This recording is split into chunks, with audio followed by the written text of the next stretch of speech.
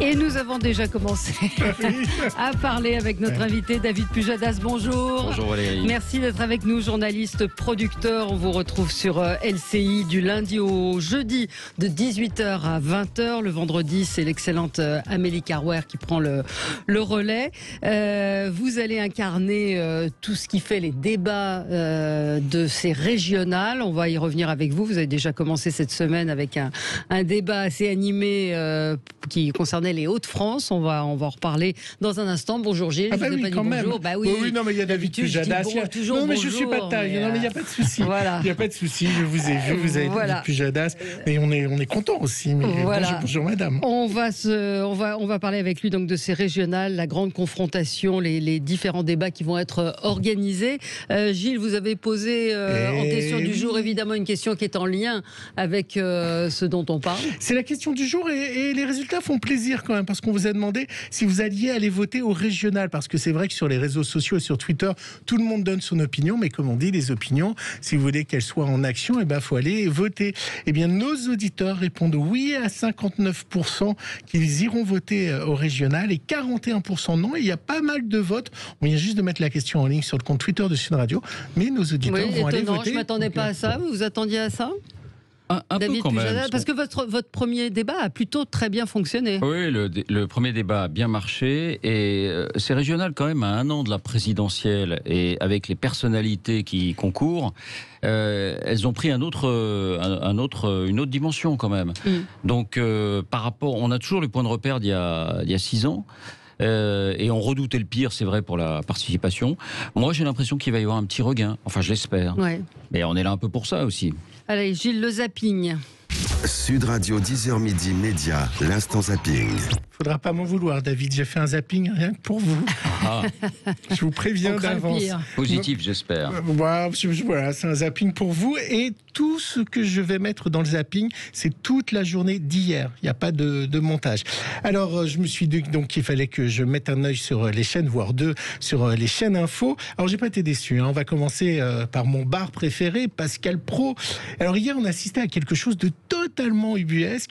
Ils se sont excités avec le docteur Blachier sur une fausse information. Ils ont cru que Jean Castex allait s'isoler 17 jours. Alors 17 jours, vous imaginez le scandale, à part que l'isolement, c'est seulement 7 jours et Matignon avait communiqué là-dessus. Mais eux se sont excités sur une fausse information. Durant 40 minutes, ils ont parlé des 17 jours.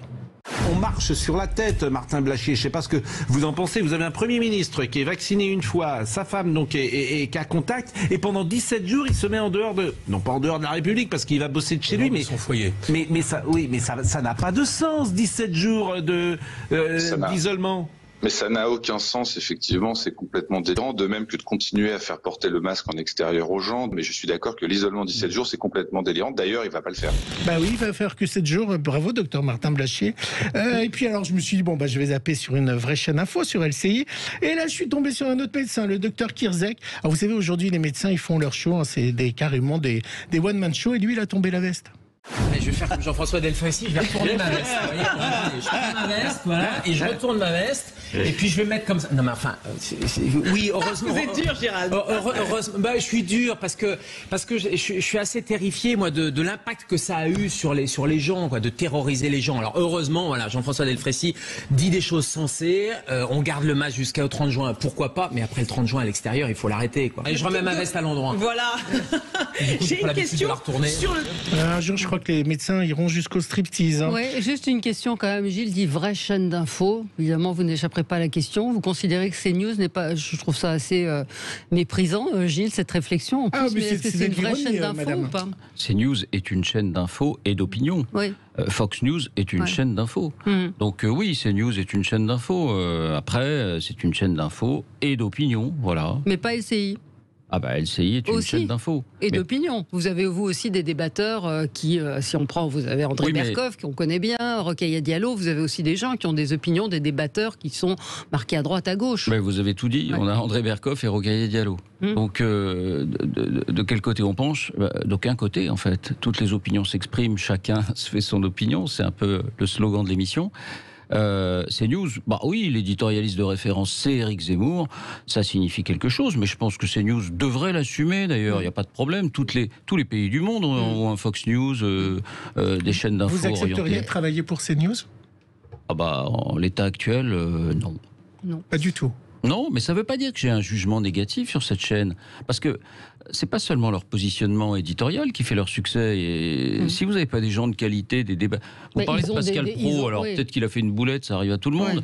Mais Pascal Praud, c'est quelqu'un de qualité. Enfin, on ne va pas dire l'inverse. Moi, j'ai travaillé des années avec lui. C'est quelqu'un qui a du pif, enfin, il invite Laurent Geoffrin, il invite aussi des gens de qualité, Laurent Geoffrin. Oui, Valérie, mais vous voyez quand même que dans la composition de ces plateaux, ça penche clairement d'un côté. Alors, il y a une personne en général qui représente la gauche, qui fait un peu figure de souffre-douleur.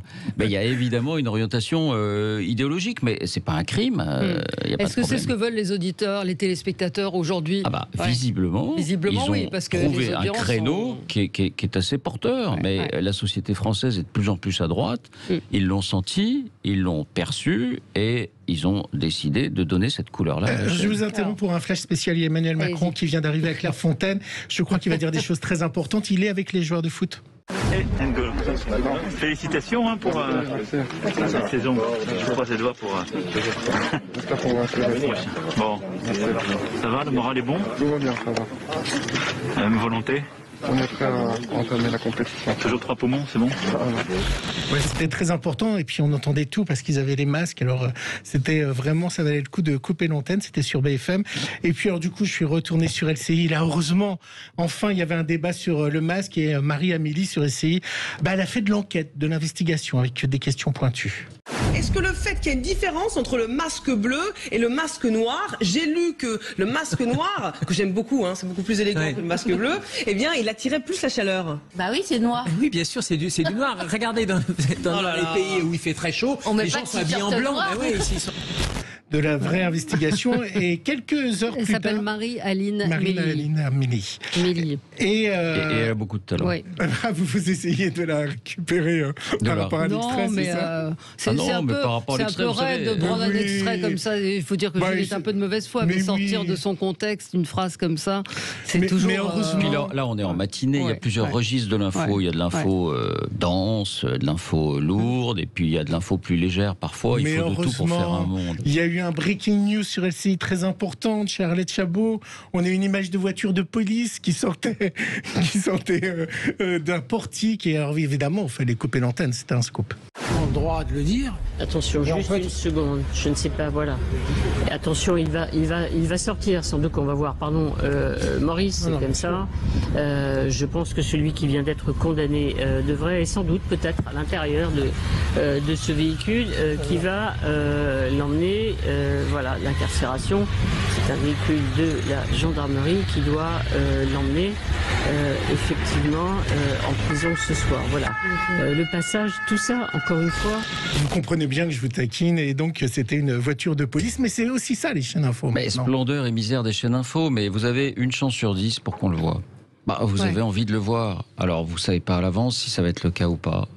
Vous essayez, ça prend 10 secondes dans une émission, vous essayez, ça marche, on le voit pas, on le voit pas. Qu'est-ce que vous avez pensé de la traque du fugitif? Est-ce qu'on n'en a pas trop fait, les chaînes d'infos en boucle sur la chasse à l'homme? Vous auriez été patron de l'info. Mais non, moi, j'ai pas consacré une ligne, moi. J'ai pas consacré une seconde, donc c'est difficile. Mais le registre de mon émission, il est tout à fait ailleurs. Donc ça m'est peut-être plus facile. Je me garderais bien de donner des leçons. C'est quand même une affaire qui est un peu hors du commun. Un type comme ça qui va jouer, on pensait qu'il était en train de jouer les Rambo dans la forêt avec toutes les polices de France à ses trousses. C'est quand même une affaire hors du commun. Ça m'a pas choqué. Ça m'a pas choqué. Et pour finir, j'ai quitté les chaînes info du coup. Heureusement pour relever le niveau, il y avait Cyril Hanouna hier sur. Et oui, il a joué au rôle de conciliateur hier, un peu Dieu. Alors il n'a pas tenté de pacifier l'Israël ou la Palestine, non. Il s'est contenté d'essayer de réunir Sylvie Ortega. Je ne sais pas si vous voyez qui c'est l'ex-ami de Loana, avec le meilleur ami de Loana, qui est un sosie d'Elvis, qui s'appelle Eril, et tout ça sur un Love Me Tender. On va voir s'il va réussir à les réconcilier. J'aimerais, parce que vous avez marqué ces missions cette année, Sylvie et Eril, est-ce que vous pouvez juste chanter tous les deux pour cette fin d'émission, terminer l'émission? Love Me Tender, Love Me True. Alors attention quand même, je voudrais signaler quelque chose quand même. Oui. Attention. Je veux bien la chanter parce que c'est histoire de me marrer. Mais je ne pardonne pas les gens que je connais pas. Ok, voilà, très pour bien. moi ça reste un connard quand même. On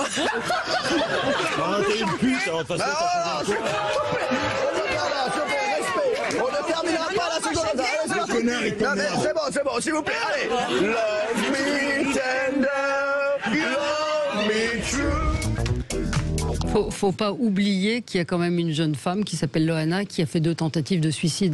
C'est leurs meilleurs amis, les deux. Oui, mais enfin. Bah oui. Vous agacez Valérie, là. Ouais. Je sens que vous agacez Ouais, Valérie. un petit peu. Non, mais là aussi, il faut tout pour faire un monde. Et moi, je trouve que Hanouna, qui a une émission de divertissement, donc divertissement, aujourd'hui, c'est beaucoup la télé-réalité. Et justement, de temps en temps, grâce à lui, d'une certaine manière, il peut y avoir des débats politiques qui s'adressent à une catégorie de gens qui, sinon, ne les regarderaient pas. Donc, oui, parce qu'il y a un défilé de ministres, le ministre des Transports y était. Non, il y a eu des vrais rendez-vous chez lui. Il a eu des vrais rendez-vous et il a eu le talent de transformer son émission d'une émission. Et il pose les vraies questions aussi. Il y va sur les. Non, mais sur les vrais débats. Non, pas du tout. J'ai déjà fait un truc un peu rigolo. Mais non, mais c'est vrai qu'il y va sur les thèmes et il les confronte. Je pense que les politiques ne se préparent pas de la même façon pour aller chez vous que pour aller chez Hanouna, non? C'est possible, je sais pas. Et puis après, chacun son registre. Mais en tout cas, il a le mérite de s'intéresser au débat public et de temps en temps de le faire rentrer dans son émission.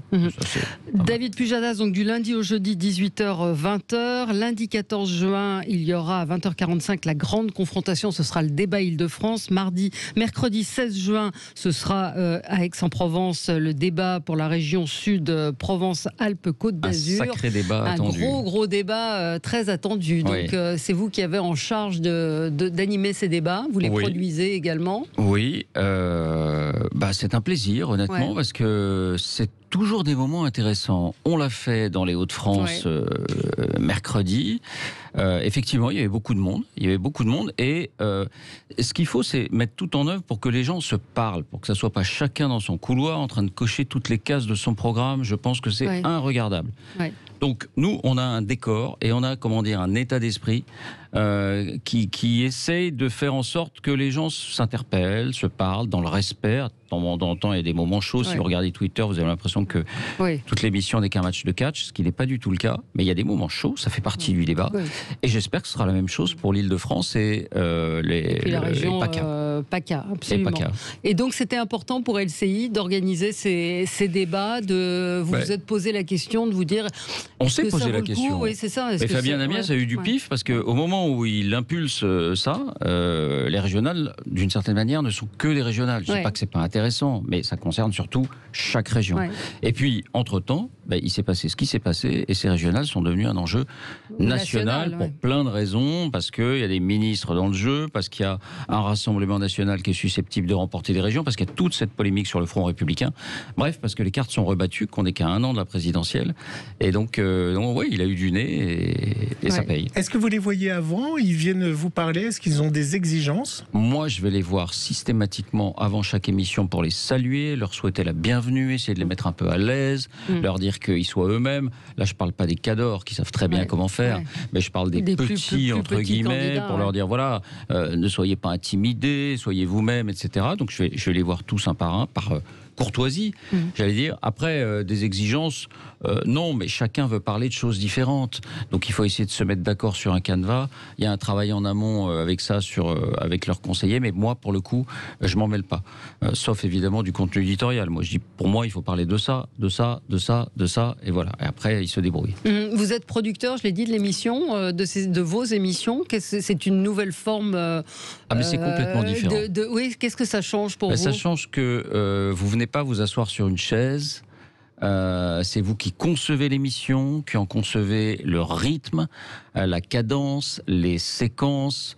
Par exemple, pour 24 heures, les partis pris, c'est nous qui avons... 24 heures, c'est votre émission quotidienne. C'est l'émission quotidienne sur LCI, c'est nous qui avons créé 18 heures, les partis pris, les 3 éditorialistes qui viennent chaque soir délivrer. Et puis, vous n'avez pas le même rapport au diffuseur.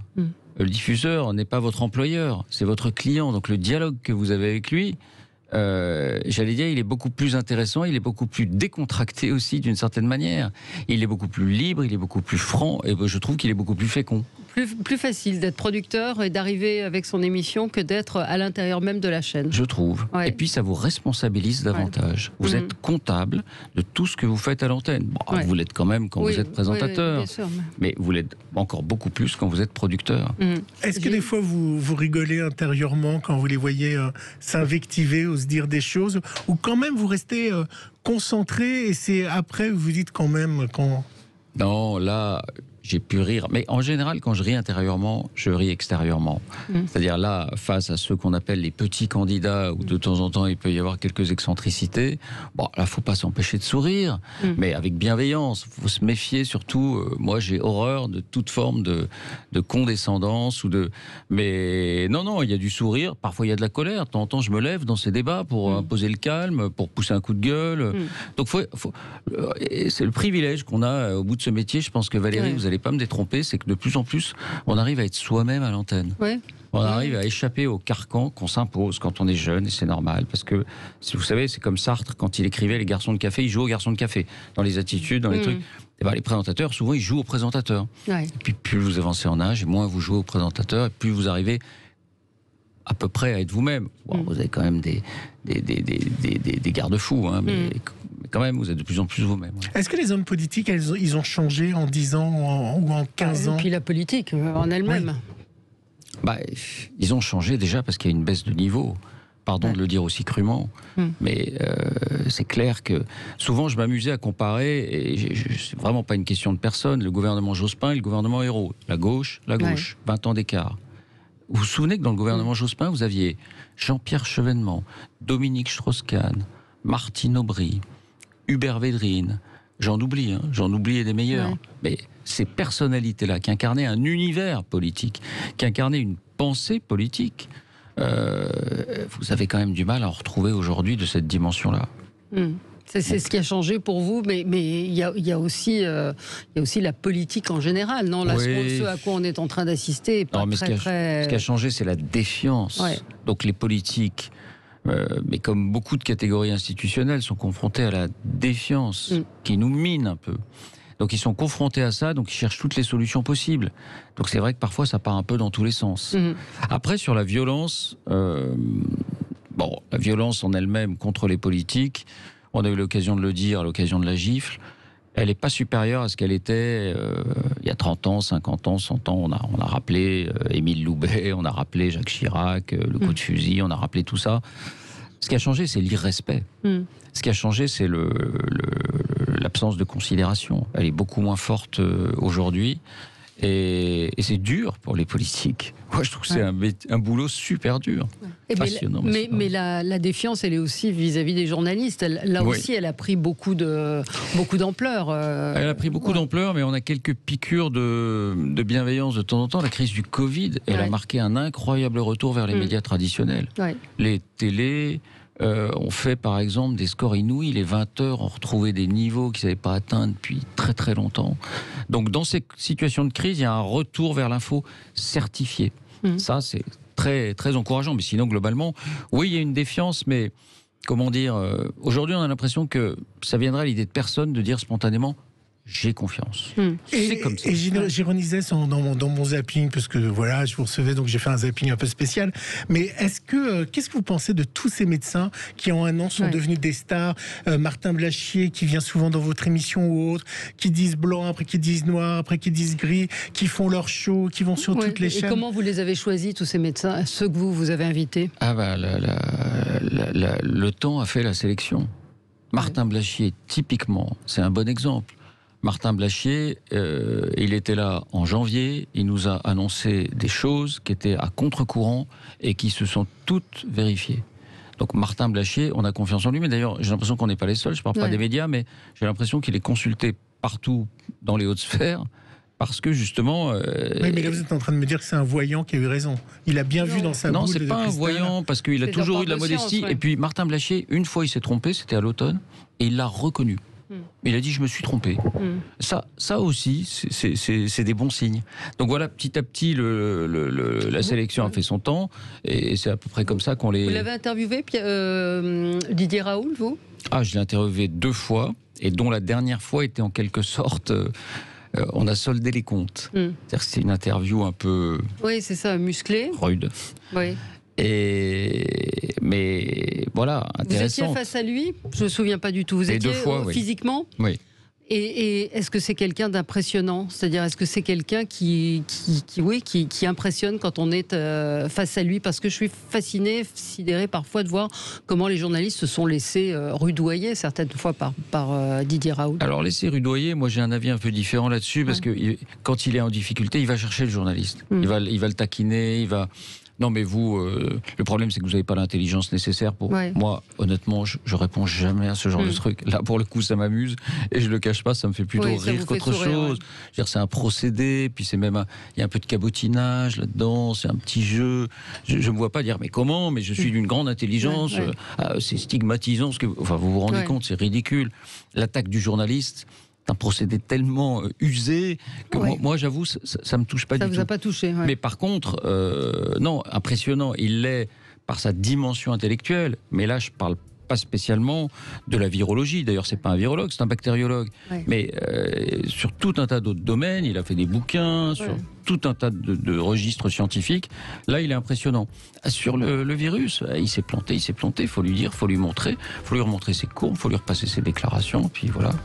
Très bien, David Pujadas, on va vous retrouver, donc on vous retrouve déjà du lundi au jeudi de 18h à 20h, et puis lundi 14 juin, mercredi 16 juin, pour des grands débats, des grandes confrontations avec... le 16 avec le Sud. Le 16 avec le débat effectivement Sud, et puis lundi prochain, donc ça va être le débat Île-de-France intéressant avec Jordan Bardella, Valérie Pécresse, Julien Bayou, Audrey Pulvar, il faut tous les citer maintenant, Laurent Saint-Martin, Nathalie Arthaud, Clémentine Autain. Ah oui, quand vous commencez, voilà, vous êtes coincé. Ça va chauffer quand même. Merci David Pujadas d'avoir été avec nous.